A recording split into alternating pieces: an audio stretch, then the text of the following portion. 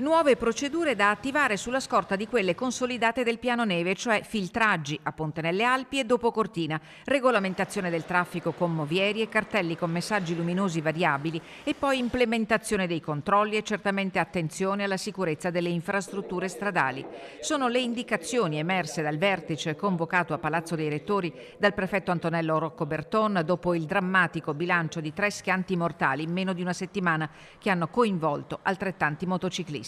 Partendo anche da un dato statistico che comunque ha evidenziato un aumento dei controlli e una diminuzione degli incidenti.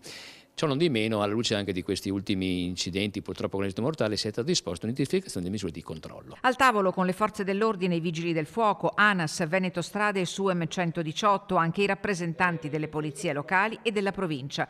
Tutti concordi nel demandare ad apposito tavolo tecnico mandati precisi. Controlli e prevenzione procederanno di pari passo. Una intensificazione di misure di controllo con l'ausilio da un lato della strumentazione tecnica, ove possibile, dall'altro con di ulteriori forze di polizia, anche e soprattutto da parte delle polizie locali che hanno assicurato il massimo impegno per collaborare. Dall'altro la prevenzione, quindi con sia campagne informative che coinvolgono non solo questa provincia ma un po' tutto il territorio regionale e anche i cartelli, diciamo, le segnalazioni luminose da parte degli enti proprietari della strada. Il trend dell'incidentalità è in lieve diminuzione, di contro sono stati intensificati i controlli su strada che fungono da deterrente anche e soprattutto per le cosiddette gare non autorizzate che sovente si svolgono fra le curve dei passi dolomitici e fra quelle della 251 che portano alla diga del Vajont. L'effetto deterrente è sicuramente è connesso alla presenza delle forze dell'ordine e questo quindi verrà disposta un'intensificazione e quindi già quello avrà un effetto deterrente. Poi